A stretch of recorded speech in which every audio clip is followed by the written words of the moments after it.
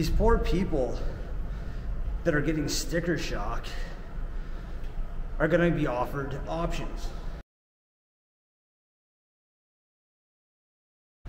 So I just turned on the old cellular device, and a video came up from the CBC. You know, I don't really go to the CBC for all the hot goss or anything, but very interesting today. They had this mortgage broker in discussing higher interest rates. And this broker used such language as sticker shock and so on during the interview. You know, they offered that people have not seen these rates in a couple decades, and that they have been, in fact, locked into fixed term mortgages, of which they are starting to roll over. Now, if any of you like math, you should just go run the numbers on what your cost to carry at under 3% to your new cost of carry of perhaps 5% or greater. And let me tell you, the sum is significant. So significant that I, in fact, would call it sticker shock.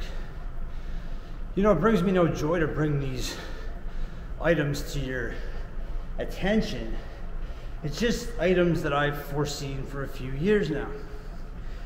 This is the entire reason I sold what few holdings in real estate I had. Because once you own a home and you start to understand what the operating costs are, then you start to look at where interest rates are.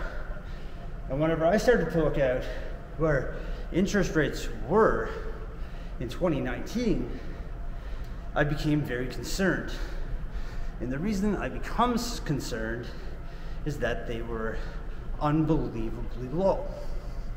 So low, in fact, that I didn't believe that they could go much lower. And so that put fear into me. The fear to get out, the fear to pay off my best performing holding. And so that's what I did. These poor people that are getting sticker shock are going to be offered options.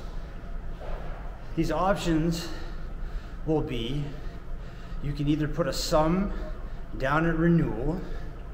Another option would be is that you could add extra payment to your payment. You could pay off the debt in full. You could extend the amortization period. And that, unfortunately, will be exactly what the vast majority do. And so, what you once thought you owned ends up owning you. Just like I learned about in my little blue house that I bought when I was a 22-year-old man. Now, unfortunately, we live in a time where people believe that nothing bad can happen. And I don't want bad things to happen. I just have enough lived experience to know that they can.